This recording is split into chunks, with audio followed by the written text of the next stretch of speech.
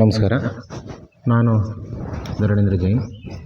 2014ರಲ್ಲಿ ಪರಿವಾರ ದೇವತೆಗಳ ಪ್ರತಿಷ್ಠಾಪನೆ ಮಾಡಲಾಯಿತು. ತದನಂತರ ಪರಿವಾರ ದೇವತೆಗಳು ಅಂದರೆ ಚೌಡಿ, ನಾಗ ಮತ್ತು ಕ್ಷೇತ್ರಪಾಲ.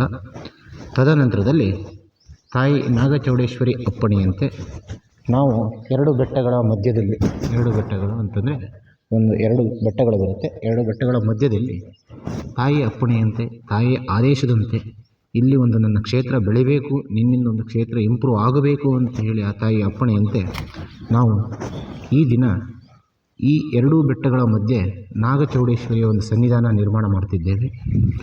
ಅಂದರೆ ಸಹಭಕ್ತರಿಗೆ ಒಳ್ಳೆಯದಾಗಲಿ, ಆ ತಾಯಿಯಿಂದ ಕೃಪೆ ಸಿಗಲಿ, ಆ ತಾಯಿಯಿಂದ ನಾಗಚೌಡೇಶ್ವರಿ ತಾಯಿಯಿಂದ ಆ ಕ್ಷೇತ್ರ ಇಂಪ್ರೂವ್ ಆಗಲಿ, ಎಲ್ಲರಿಗೂ ನೊಂದ ಬೆಂದಂತಹ ಭಕ್ತರಿಗೆ ಆ ತಾಯಿಯಿಂದ ಒಂದು ಕೃಪೆ ಸಿಗಲಿ, ಒಳ್ಳೆಯದಾಗಲಿ. ಆ ತಾಯಿಯಿಂದ ಅದೆಷ್ಟೋ ಸಮಸ್ಯೆಗಳು ಬಗೆಹರಿತಾ ಬಂದಿದೆ. ಇಲ್ಲಿವರೆಗೂ ನಾವು ಹೇಳ್ತಾ ಬಂದಿದ್ದೇವೆ. ಎಷ್ಟೋ ಕಡೆ ನಾವು ಕೇಳಿದಂಥ ವಿಷಯದಲ್ಲಿ ನಾವು ಅವರಿಗೆ ಹೇಳದಂಥದ್ದೇ ಆಗಿದೆ. ಯಾಕೆಂತ ಹೇಳಿದರೆ ಇಂಥದ್ದಾಗತ್ತೆ ಅಂತಾಗ ಇಂಥದ್ದಾಗಿದೆ.